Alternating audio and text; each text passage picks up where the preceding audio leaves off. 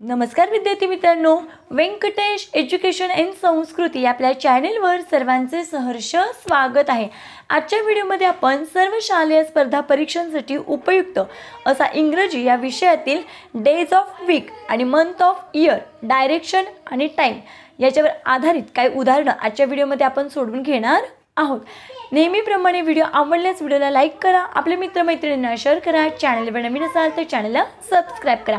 बघा इथे पहिला प्रश्न, मंथ अँड डेटची चुकीची जोडी शोधा।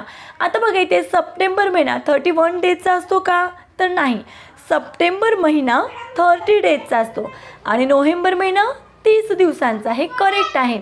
एप्रिल 30 दिवसांचा, हे सुद्धा योग्य आहे। मे महिना 31 दिवसांचा, हे सुद्धा योग्य आहे। मग इथे चुकीची जोडी कोणती आहे? तर ऑप्शन नंबर फर्स्ट, म्हणून आपलं उत्तर आहे पर्याय क्रमांक 1। पुढचा प्रश्न बघा, आपल्याला वीकली हॉलिडे कोणत्या डेला असतो?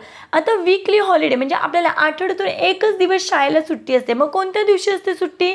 तर संडेला, म्हणून मग संडे हा काय आहे? वीकली हॉलिडे आहे, म्हणून आपल्या या प्रश्नाचं आन्सर आहे ऑप्शन नंबर 4।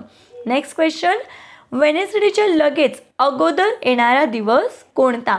बघा वेनेसडेच्या अगोदर येणारा दिवस आहे ट्यूजडे। ट्यूजडे म्हणजे मंगळवार आणि वेनेसडे म्हणजे बुधवार। मग ट्यूजडे कुठे आहे? तर बघा हा आहे थर्सडे, हा आहे ट्यूजडे, म्हणून आपल्या या प्रश्नाचं उत्तर आहे Tuesday, option number 2। Next question, वर्षाचा लास्ट मंथ कोणता? तर वर्षाचा लास्ट मंथ आहे डिसेंबर, कारण बघा मार्च महिना आहे तो 3रा महिना आहे, मे महिना आहे तो 5वा महिना आहे आणि सप्टेंबर महिना आहे तो 9वा महिना आहे आणि डिसेंबर हा 12वा महिना आहे। मग डिसेंबर हाच वर्षाचा काय आहे? लास्ट मंथ आहे। पुढचा प्रश्न बघा, सूर्य कोणत्या डायरेक्शनला मावळतो? बघा सूर्य मावळतो विचारले, सूर्य ईस्ट या दिशेला उगवतो आणि वेस्ट या दिशेला मावळतं, म्हणून आपल्या या प्रश्नाचं उत्तर आहे ऑप्शन नंबर फर्स्ट।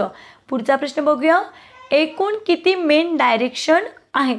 तर एकूण 4 मेन डायरेक्शन आहेत। कोणकोणत्या? ईस्ट, बघा इकडे ईस्ट, वेस्ट,